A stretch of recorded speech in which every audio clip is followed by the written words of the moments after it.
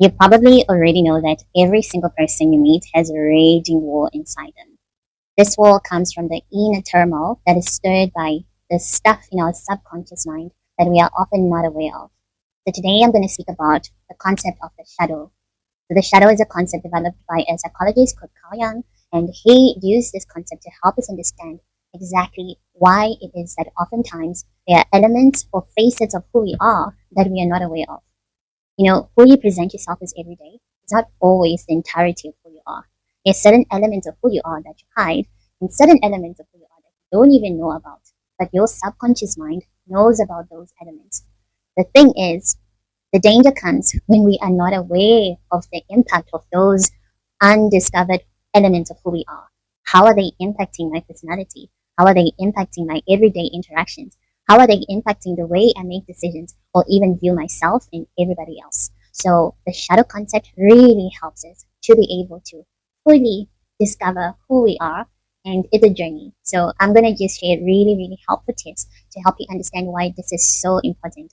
I kid you not, probably more than 80% of the chaos that you see in your life is caused by that hidden aspect of your personality or the hidden aspects of your being that you are unaware of.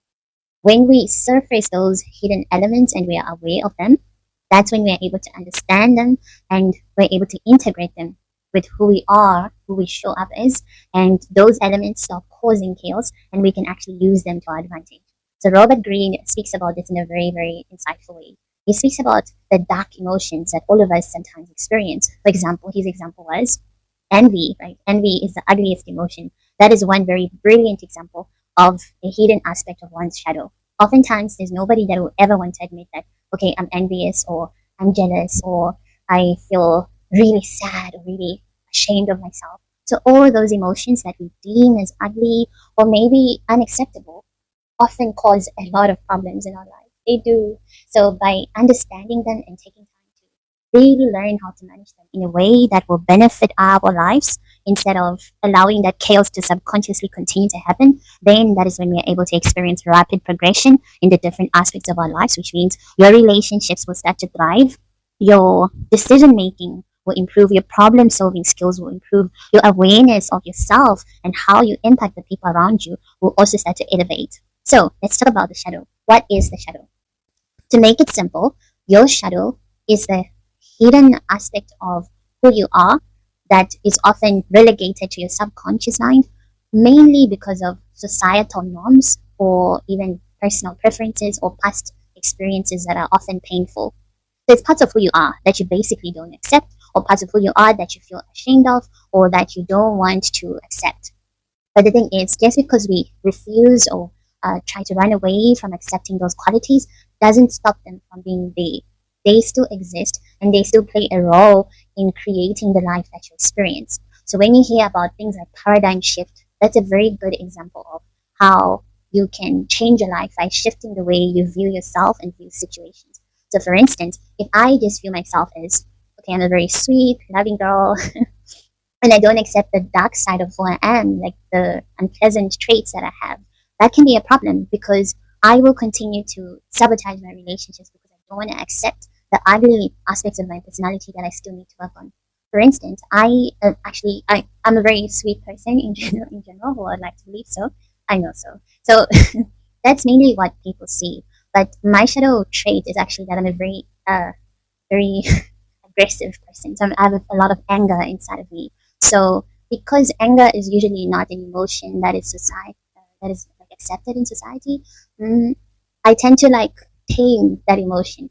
But I see it coming out through the way that I show up every day. That anger is there.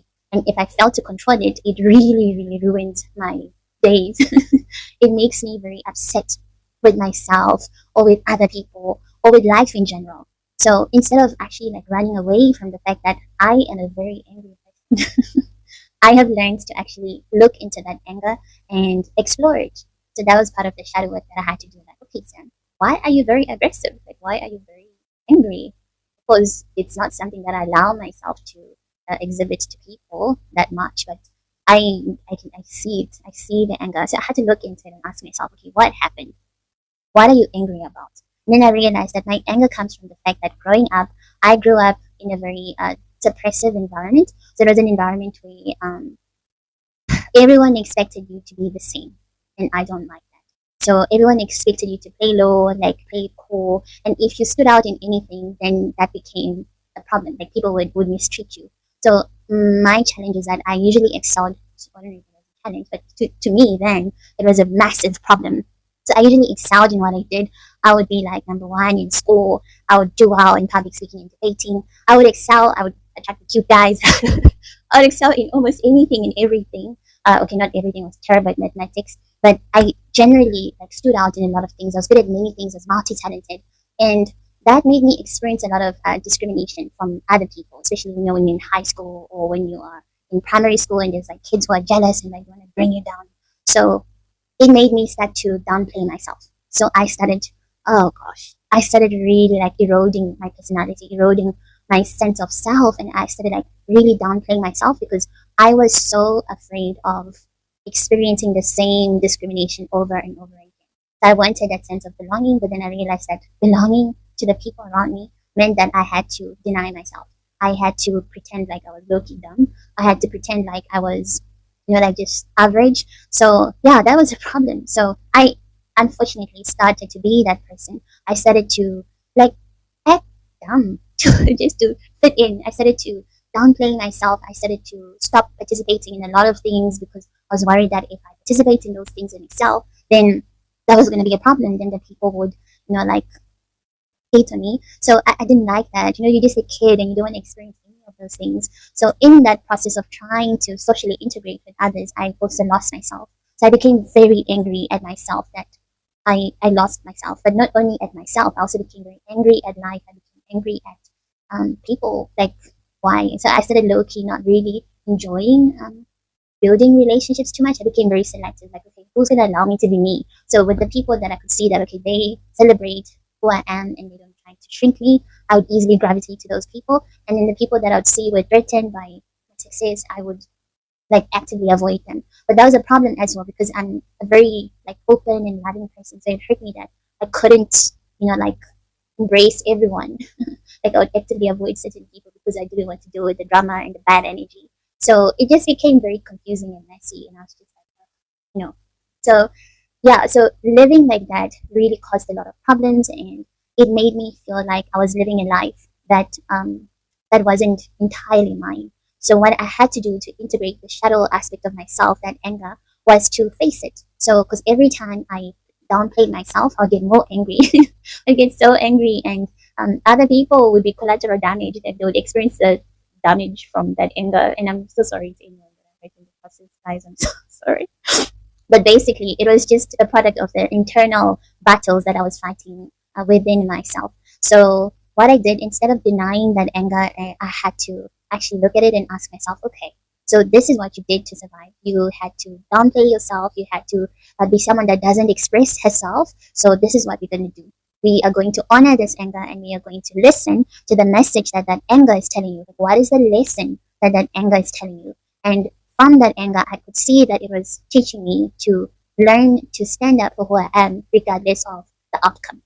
Yeah, like if you are going to live in this earth to the fullest and fulfill your divine potential, then you have to live for the approval of God and yourself only. Like those are the two people that matter the most, right? Like God created you, He gave you this life. You don't owe it to anyone to live this life according to their expectations. The only person that I have to really please is my Creator. So I had to accept that I don't have to appease everyone. Like even if I choose to be myself and it hurts other people along the way, it makes them feel insecure, that's okay. That's not my problem. So being someone that also grew up in a background where as a kid, it's a cultural thing when kids are blamed for everything. So I would also like blame myself for people's sadness. So that if people are not happy, I'll blame myself. So I had to also learn to accept that I'm not responsible for other people's sadness, not all the time. Right? If you are unhappy because of your own insecurities, that is not my problem, and I'm not supposed to shake myself just to please you. So that's something that my shadow taught me. So instead of hiding that anger, I embraced it in that way, and I listened to it, and I used it to figure out like what is it that I didn't do that I was supposed to do. So every time there's something that I was downplaying myself in, I'd usually feel the emotion of anger rising in me. So every time I wouldn't excel at something and that anger comes up, then I would know, okay, you're actually supposed to do well in this area. So I would tell myself, okay, you have to really go after this goal. You have to do it. Because if this wasn't meant for you, you wouldn't be feeling this angry. But the fact that you're feeling so angry that you didn't win this battle, it's an indication that it's meant for you. So that's how I started to use my anger as my ally instead of this scary monster that I used to see it as, that I used to run away from and hide from people. But now I like learned how to befriend it, and once I listen to the messages that that anger is telling me, that's when I can see, like, even I can feel my inner child being so happy and saying, Sam, well done, we're happy, I'm not angry at you. So it's such a beautiful process. So that's just one example of a shadow aspect that you have to integrate. So I know for a lot of males today, especially boys, like boys tend to like repress a lot of most of their emotions, even women. So that thing of repressing emotions, it might seem like, yeah, it's like emotional control, but that's not really the definition of emotional regulation. Repressing your emotions doesn't work because they're going to come out one way or the other. So your shadow is going to make those emotions come out in a very ugly way, one way or the other. So you might find that you might be passive aggressive towards the people that hurt you, or maybe you were disrespected. You might not beat up someone, but you might like be very aggressive towards them. So, like one way or the other in a subtle way. So that's like your shadow coming out. And those people will feel that energy coming off of you, that like, oh, this person, there's just something about them. I just feel like, I don't know, they put something against me. And once people feel that, then it's going to affect your relationships. So if you don't admit to that like hurt, that like I'm actually very angry, I feel hurt, I feel very, I feel like I want to like, smack this person. If you don't admit to those things, anyway, you're going to really like endanger your relationships when you least expect it. So the best way is to actually take time to self-reflect. Exploring the shadow is not easy because it means that you have to embrace discomfort. It's not easy to look at those seemingly difficult emotions.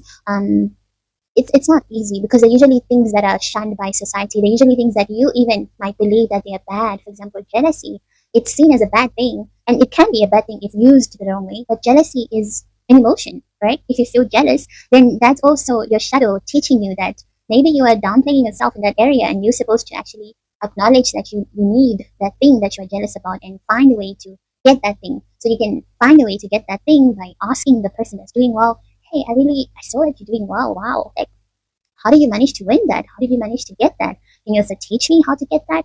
Right? That's like a healthy way of integrating that jealousy into your psyche, right? But you can also like respond to that jealousy in a negative way by throwing shade or not acknowledging people's success or not celebrating their success. Then that's your shadow working against you, because if people feel that you are treating them that way, then the next thing is it's going to cause a disconnect in your relationship, be it professionally or just personally in your life as well. So think about the different things that you don't accept about yourself. You realize that everything that you don't accept in yourself, other people, you're going to struggle to accept those aspects in other people as well.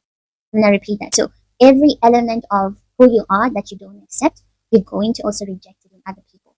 So if I, for example, if I don't accept that, what is a shadow emotion?